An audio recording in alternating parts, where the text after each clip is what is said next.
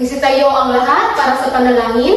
Jian, maaari mo bang paunahan ang panalangin? Sa ngalan ng Ama, ng Anak, ng Espiritu Santo. Amen. Magandang araw, mga bata. Magandang araw po, ma'am. Maaari na kayong maupo.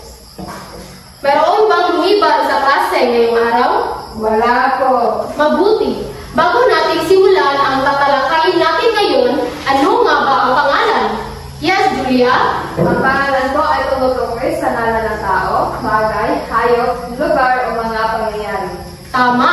Ngayon naman ay magbigay ng halimbawa ng pangalan at gamitin ito sa pangungusap. Yes, Jian? Sapatos. Ako ay may bagong sapatos. Magaling! Lahat na nakikita ninyo sa silid-aralan ay halimbawa ng pangalan. Halimbawa, libro, lapis, upuan, kortina, at iba pa. Nauunawaan niyo ba mga bata? Opo. May mga katanungan pa ba kayo tungkol sa nakaraan nating aralin? Wala po. Kung gayon, ay dumako na tayo sa susunod na gawain. Meron akong inihandang action song na nagsasaad ng kilos at inasahan ng lahat na gumalaw at umawit. Magsitayo ang lahat.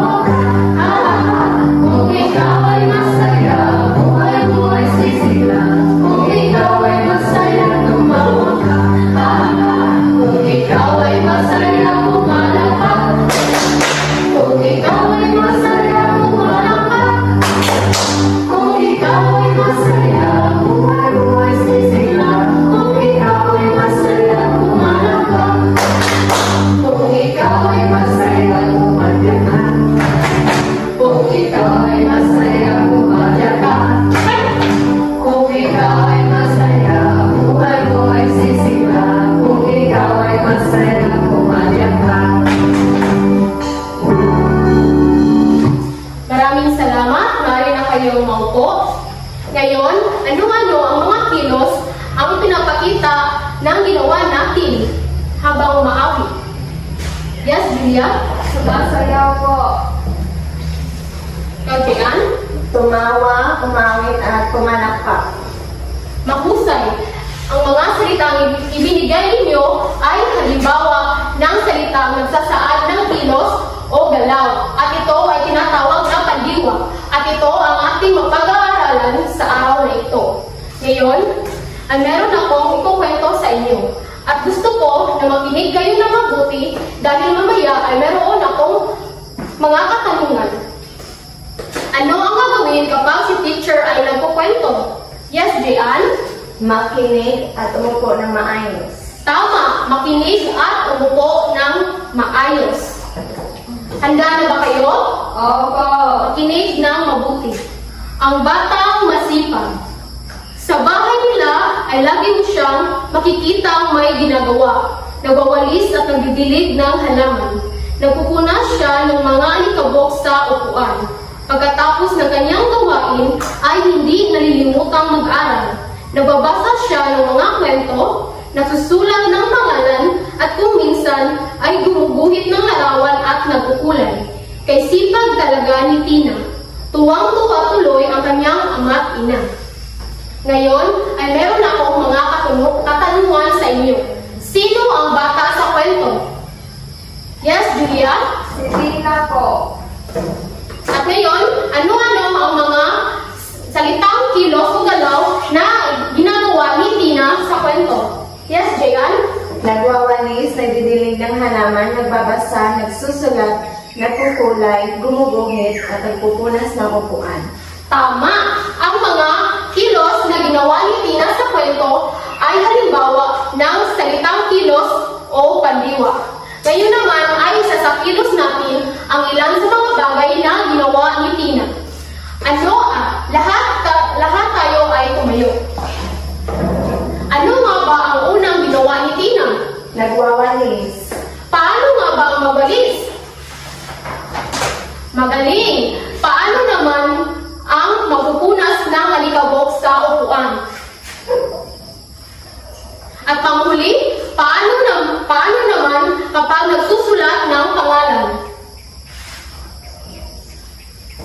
Maraming salamat.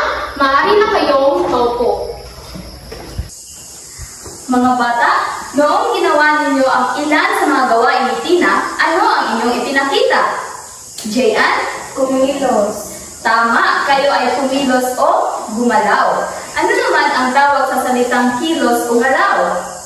Julia? Diwa po. Tama, mahusay. Ito ay pandiwa. Mga bata, noong kayo ay nagwalis, kayo ba ay kumilos? Opo. Oo, at pwede ba tayong magwalis ng hindi gagalaw? Hindi. Hindi. Kaya, lahat ng iyong ginawa at Tina sa kwento ay nagpapakita o nagsasaad ng kilos at galaw at ito ay pandiwa. Ngayon mga bata ay meron tayong gawain. Titingnan ko kung meron ba kayong natutunan sa ating aralin ngayon. At bibigyan ko kayo ng tig-iisang kahon. At mayroon itong laman na salitang nagsasaad ng kilos. Anong gagawin ay ididikit lamang ito sa pisara ang mga salita na nagsasaad ng kilos at sa pangalawang kahon naman ay mayroon itong mga larawan na nagpapakita din ng kilos. At maaari pa kayo tumayo at simulan ang gawain.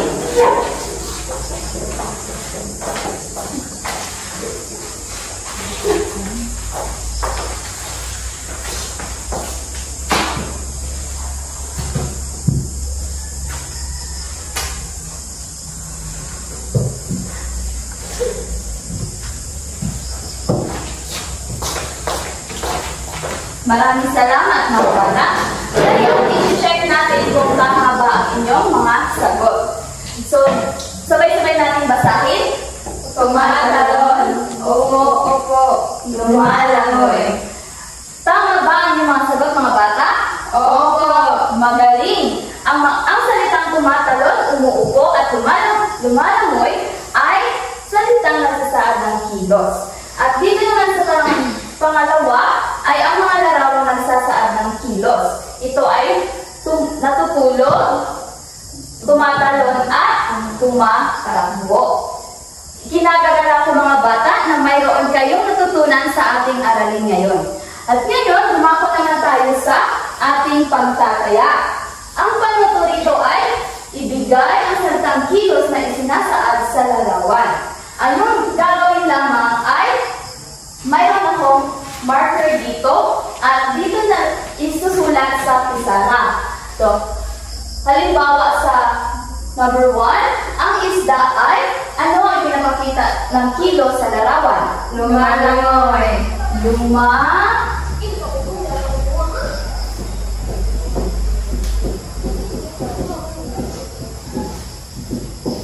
Langoy.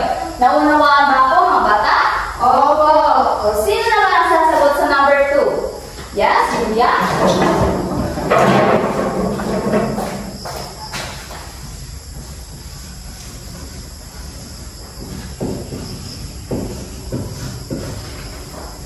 Sa pangatlo?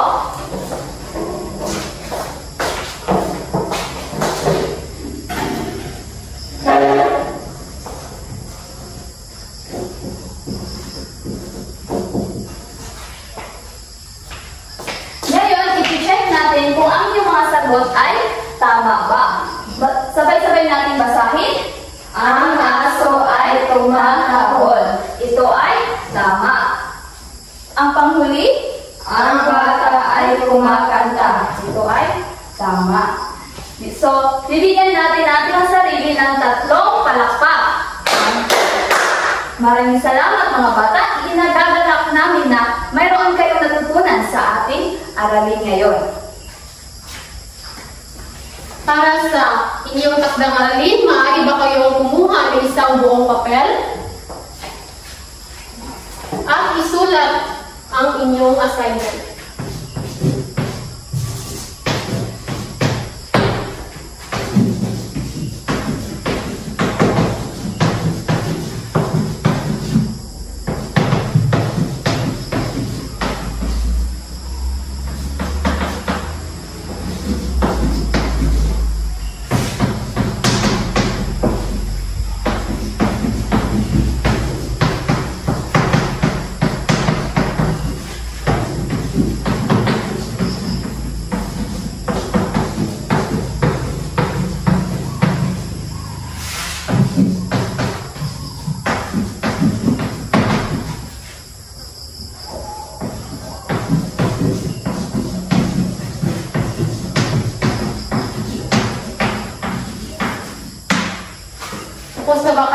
lahat, mga bata?